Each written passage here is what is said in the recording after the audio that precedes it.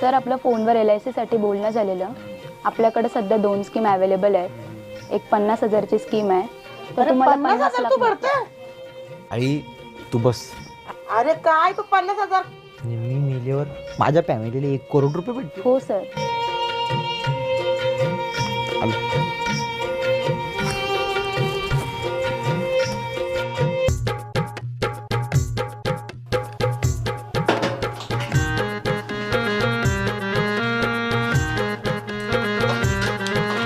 अरे काय चाललंय तुझा? हे पैसे कशाला काढले तुम्ही डब्यातली?